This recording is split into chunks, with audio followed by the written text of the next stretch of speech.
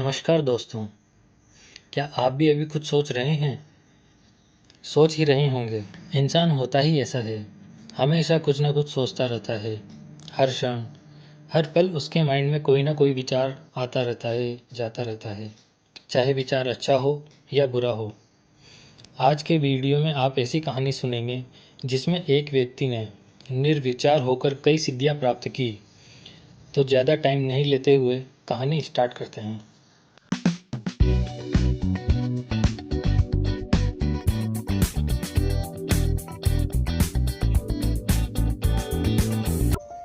एक राज्य में एक बहुत बड़ा शिकारी रहता था। उसने अपनी कला में बहुत महारत हासिल की थी।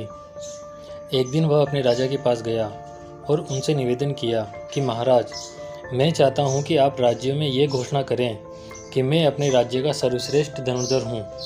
मुझसे बड़ा कोई धनुर्विद नहीं है, और अगर किसी को लगता है कि ऐसा नहीं है तो मैं चुनौती लेने को तैयार हूँ। राजा भी उसके बारे में जानता था कि उससे बड़ा धनुर्धर अपने राज्य में कोई नहीं है। इसलिए उसने घोषणा करवा दी कि सारे राज्य में अगर किसी को चुनौती लेनी हो तो 2 दिन के भीतर चुनौती ले, नहीं तो यह घोषणा तय हो जाएगी कि यह व्यक्ति राज्य का सबसे बड़ा धनुर्धर है। अगले दिन एक बूढ़ा फकीर राजा के पास आया और बोला, महाराज, इससे पहले कि आप घोषणा करो, मैं एक ऐसे व्यक्ति को जानता हूँ जो इस व्यक्ति से बड़ा धनुर्धर है, परंतु वह चुनौती नहीं लेगा क्योंकि वह दूर पहाड़ों में रहता है। इसलिए आपकी घोषणा का उसको पता ही नहीं चलेगा, वहाँ तक कोई जाएगा ही नहीं। वह अकेला एकांत कई वर्षों से उस जंगल में रहता है।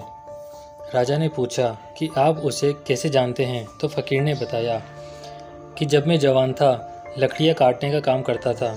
कई बार मैं उस जंगल में पहाड़ पर लकड़ियाँ काटने गया था, इसलिए मैं जानता हूँ कि उसके मुकाबले कोई धनुर्विद नहीं है। घोषणा करने से पहले आप इस धनुर्विद को कहो कि यह उस बूढ़े व्यक्ति को खोजे, और अगर वह बूढ़ा जान जाए कि यह धनुर्विद है तो ही घोषणा करना। राजा से सहमति पाकर वह शिकारी उस बूढ़े व्यक्ति की खोज में निकला। बड़ी मुश्किल से वह उस पहाड़ तक पहुंचा, जहां एक गुफा में वह बूढ़ा व्यक्ति था। वह बहुत वृद्ध था, उसकी उम्र 120 वर्ष के लगभग होगी। उसकी कमर बिल्कुल झुकी हुई थी। शिकारी ने उसे देखकर अंदाज़ा लगाया कि यह क्या धनुर्धर होगा, पर इतनी दूर आया हूँ तो बात करके देखता हूँ। शिकारी ने पूछा, महानुभाव, मैं फला फला व्यक्ति की तलाश में यहाँ आया हूँ। निश्चय ही आप तो वह व्यक्ति नहीं हो सकते, क्योंकि आपके शरीर को देखकर ही लगता है कि आप तो धनुष भी नहीं उठा सकते। आप कमर सीधी नहीं कर सकते, आपकी तो कमर ही प्रत्यंचा की तरह हो रही है। आप क्या धनुर्धर होंगे? तो कृपया करके मुझे बताएं कि वह व्यक्ति कहाँ मिलेंगे जो इसी पहाड़ी पर रहते हैं। वह बूढ़ा व्यक्ति हंसा। फिर उसने कहा कि जिसे तुम खोज रहे हो वह मैं ही हूँ, और तुम ना तो मेरी कमर की चिंता करो और ना ही ये कि मैं हाथ में धनुष ले सकता हूँ या नहीं। धनुष तो बच्चे लेते हैं, मैं तो बिना धनुष हाथ में लिए ही शिकार करता हूँ। शिकारी आश्चर्यचकित होकर बोला, बिना धनुष बाण के शिकार कैसे? बूढ़ा व्यक्ति उसे अपने साथ लेकर चला। वह पहाड़ के किनारे एक चट्टान पर खड़ा हो गया। चट्टान ऐसी कि अगर कोई वहां से फिसल जाए तो सीधा 1000 फीट गहराई की खाई में गिर जाए, उसकी हड्डियां भी नीचे नहीं मिलेगी। शिकारी पीछे ही रुक गया। वह बूढ़ा व्यक्ति उस चट्टान पर बिल्कुल किनारे पर खड़ा हो गया। उसके पैर की उंगलियां चट्टान के बाहर देख रही थी और कमर झुकी हुई थी। उसने शिकारी को बुलाया कि तू भी आ जा, पर शिकारी तो घबराया हुआ था। उसने चट्टान से नीचे देखा तो उसके हाथ पैर कांपने लगे। उधर बूढ़ा बिना किसी डर के खड़ा रहा। शिकारी थोड़ा पीछे हट गया, पर था चट्टान पर ही, और उस बूढ़े व्यक्ति से बोला, आप वापस आ जाओ, कहीं आप गिर गए तो मैं हत्या का भागीदार बन जाऊंगा, वो भी बिना कुछ किए। बूढ़ा व्यक्ति बोला, तू मेरी चिंता मत कर, तू बता तू कैसा धनुर्धर है?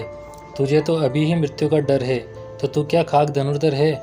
चलिए बता, तू अपने धनुष से कितने पक्षी मार सकता है? अभी देख ऊपर आकाश में।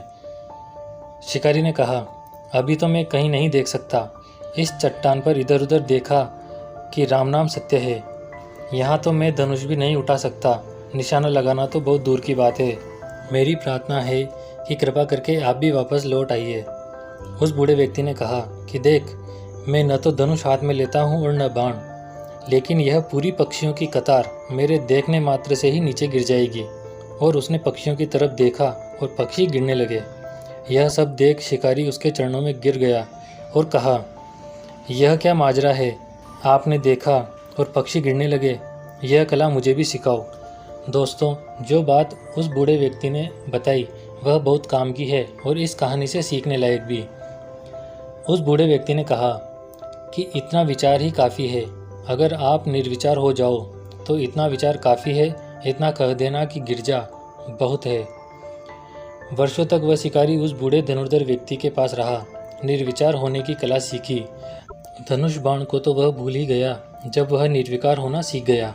अब वह शिकारी राजा के पास गया और कहा कि महाराज, बात ही छोड़ दो मेरे सर्वश्रेष्ठ धनुर्धर होने की। जिस व्यक्ति के पास मैं होकर आया हूँ उसको पार करना असंभव है।